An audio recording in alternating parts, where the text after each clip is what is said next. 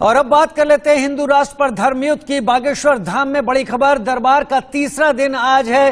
हिंदू राष्ट्र के संकल्प के साथ बागेश्वर धाम में महाराज धीरेन्द्र शास्त्री, भारत हिंदू राष्ट्र था और रहेगा धीरेन्द्र शास्त्री का बयान, अनुष्ठान के बल से भारत हिंदू राष्ट्र बनेगा। बागेश्वर धाम में इस वक्त भक्तों की भारी भीड़ उमड़ी हुई है। तीसरा दिन है आज बागेश्वर धाम में। धीरेन्द्र शास्त्री ने हिंदू राष्ट्र की परिकल्पना, उसकी अवधारणा को और मजबूत करते हुए और बल देते हुए इसकी मांग की है और कहा है कि भारत हिंदू राष्ट्र था, हिंदू राष्ट्र है और हिंदू राष्ट्र रहेगा। तो बागेश्वर धाम में दरबार का आज तीसरा दिन है। भारी संख्या में भक्तों की भीड़ यहाँ पर जुट रही है। हिंदू राष्ट्र के संकल्प के साथ धाम में महायज्ञ भी हो रहा है।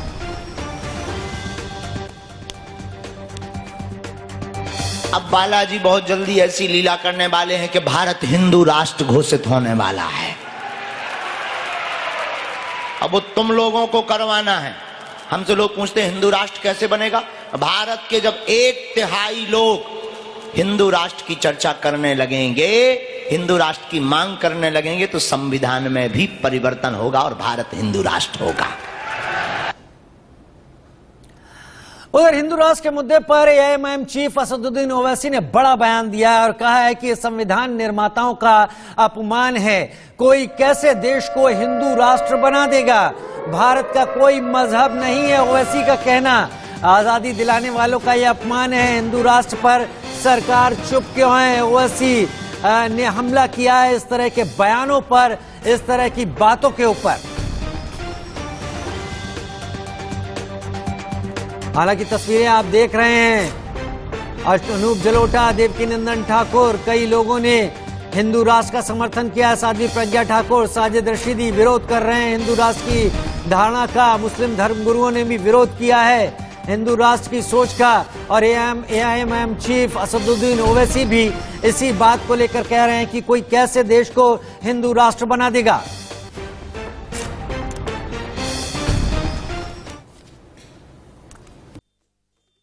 इस देश का संविधान बना है जिसमें बाबा साहब अम्बेडकर है।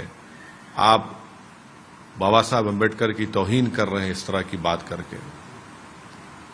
ये कैसा देश है जिस देश का कोई मजहब नहीं है। आप कैसे कह रहे हैं और कैसे सरकारें खामोश बैठी हैं इस बारे में? बताइए, आप कैसे खामोश बैठ। हम तो पूछ रहे हैं कि सरकार खामोश क्यों बैठ रही है। मैं तो पार्लियामेंट में कहा था कि कोई महीना नहीं जाता जब यहां पर इस तरह की बकवास, अनाप शनाप और धमकी और डराने की बातें की जाती हैं। कैसे आप कह सकते हैं कि इस देश को ऐसा बना देंगे? कैसे बनाएंगे आप? तो बागेश्वर धाम में आज जो सभा चल रही है, जो वहां पर दरबार लगा हुआ है, उसका तीसरा दिन है और ब्रजेश जैन हमारे साथ लाइव इस वक्त ज्यादा जानकारी के साथ जुड़ गए हैं। ब्रजेश, लगातार विरोध हो रहा है अलग अलग जगहों से। कई लोग विरोध भी कर रहे हैं लेकिन बहुत लोग समर्थन की भी बात कर रहे हैं और लगातार धीरेन्द्र शास्त्री इस अवधारणा को बल दे रहे हैं कि भारत हिंदू राष्ट्र था, है और रहेगा। और जिस दिन 1/3 लोग इस बारे में बात करने लगेंगे, अपने आप संविधान में भी परिवर्तन होगा। बिल्कुल, देखिए, संविधान में परिवर्तन की ही मांग कर रहे हैं धीरेन्द्र शास्त्री और इसीलिए 7 दिनों का महायज्ञ हिंदू राष्ट्र के लिए किया जा रहा है। लगातार यज्ञ में न सिर्फ पॉलिटिशियन पहुंच रहे हैं, बल्कि बड़ी संख्या में लोग भी पहुंच रहे हैं। जितना विरोध हो रहा है उतना ही समर्थन भी हो रहा है। लगातार देखिए, देवकीनंदन ने समर्थन कर दिया है। बागेश्वर धाम के समर्थन में साध्वी प्रज्ञा सिंह ठाकुर आ चुकी हैं और जो अन्य साधु संत हैं वे भी लगातार समर्थन में आ रहे हैं। कुल मिलाकर चारों वेदों की शपथ लेकर धीरेन्द्र शास्त्री ने जो महायज्ञ की शुरुआत की है उसमें लोग समर्थन कर रहे हैं और खुलकर सामने आ रहे हैं। हालांकि विरोध भी इसका हो रहा है। असदुद्दीन ओवैसी ने जो विरोध किया है, सरकार से जवाब मांगा है कि संविधान के विरोध में कैसे खुलकर बयानबाजी की जा रही है, कैसे महायज्ञ किया जा रहा है और लोग खुलकर समर्थन कर रहे हैं, तो सरकार कार्रवाई क्यों नहीं कर रही। अब देखना यह होगा कि आगे ये जो हिंदू राष्ट्र का जो बयान है और जो बात की जा रही है उसमें कौन कौन समर्थन करता है और क्या आगे होता है। लेकिन राष्ट्रीय स्वयंसेवक संघ के 100 साल 2025 में पूरे हो रहे हैं और यह भी कहा जा रहा है कि 2025 में 100 साल पूरे होने पर राष्ट्रीय स्वयंसेवक संघ का जो प्लान है उसके अनुसार ही यह माहौल पूरे देश में बनाया जा रहा है कि हिंदू राष्ट्र जो देश है उसको घोषित किया जाए। ठीक है ब्रजेश, आप हमारे साथ बने रहिए क्योंकि एक बड़ी खबर इस वक्त आ रही है। बड़ी खबर, हिंदू राष्ट्र के पक्ष में भजन गायक अनूप जलोटा भी उतरे हैं। उन्होंने कहा है कि देश को हिंदू राष्ट्र घोषित कर देना चाहिए। पाकिस्तान इस्लामिक राष्ट्र बना तो भारत हिंदू राष्ट्र क्यों नहीं? भारत में हिंदू बहुसंख्यक हैं इसलिए हिंदू राष्ट्र घोषित किया जाए। हिंदू बहुसंख्यक हैं इसीलिए भारत हिंदू राष्ट्र बनना चाहिए। उन्होंने आधारभूत तरीके से भारत पाकिस्तान के विभाजन को लेकर ये सारी बातें कही। है कि मित्रों, मुझे कहना है कि जब हिंदुस्तान पाकिस्तान अलग अलग हुए तो पाकिस्तान एक इस्लाम देश डिक्लेयर हो गया क्योंकि वहां मुस्लिम अधिक थे। भारत में हिंदू ज्यादा हैं तो इसको हिंदू राष्ट्र डिक्लेयर होना चाहिए। चलिए, तब नहीं हुआ, अब हो जाना चाहिए क्योंकि संसार में एक भी हिंदू राष्ट्र नहीं है, हिंदू देश नहीं है। नेपाल था लेकिन अब वो भी मेंटेन नहीं रहा, अब उसको भी हम हिंदू देश नहीं कह सकते। लेकिन भारत को इसलिए होना चाहिए कि यहाँ हिंदुओं की संख्या अधिक है और अब तो इसकी लहर बहुत प्रबल हो रही है, लोग जुड़ रहे हैं और उसमें किसी को कोई फर्क नहीं पड़ेगा, केवल एक अनाउंसमेंट है। ब्रजेश जैन हमारे साथ लगातार जुड़े हुए हैं जो नजर रख रहे हैं बागेश्वर धाम के इस महायज्ञ पर। ब्रजेश, अब तीसरा दिन है और हिंदू राष्ट्र को लेकर चर्चाएं ही नहीं शुरू हुई, विरोध के सुर भी उतने ही तीखे सुनाई पड़ने लगे। अभी आगे आने वाले दिनों में क्या धीरेन्द्र शास्त्री लगातार इस मुद्दे को उसी तरह से हवा देंगे, उसी तरह से ही रखेंगे सबके सामने जिस तरह से उन्होंने रखने की कोशिश की है? क्या इसमें और भी बड़े बड़े सेलिब्रिटी शामिल होंगे?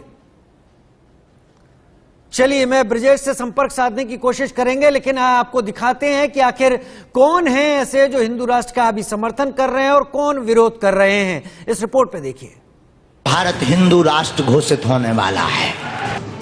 बाबा बागेश्वर ने भरी हुंकार, हिंदू राष्ट्र की मांग पर मच गया हाहाकार।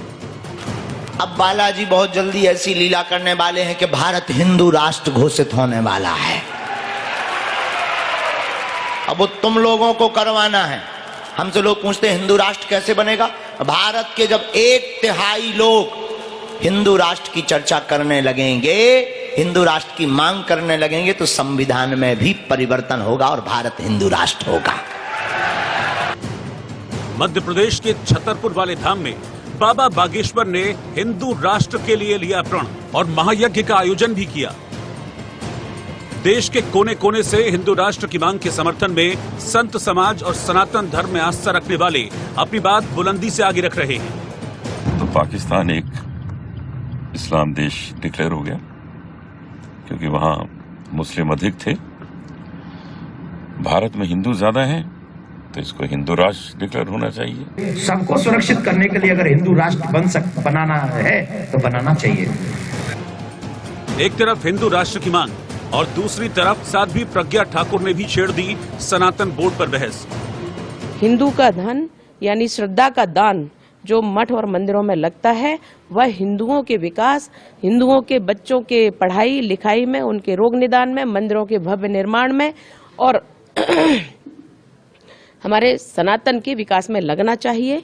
यही हमारी प्रक्रिया है और इसलिए यदि सनातन बोर्ड की आवश्यकता पड़ी तो वो बनना ही चाहिए। हाल ही में सनातन पर प्रहार करने वालों में समाजवादी पार्टी के स्वामी प्रसाद मौर्य, मौलाना अरशद मदनी और रामलीला के मंच से महमूद मदनी हैं। उनके बयानों पर विवाद तो हुआ पर एक्शन नहीं। रामचरितमानस के कुछ अंश जिसमें जातियों को इंगित करते हुए, वर्ग विशेष को इंगित करते हुए, वर्ण विशेष को इंगित करते हुए कटाक्ष किया गया है, अपमानजनक टिप्पणियां की गई हैं। उन अपमानजनक टिप्पणियों को प्रतिबंधित किया जाना चाहिए। वो ओम को पूजते थे। मैंने कहा ओम कौन है?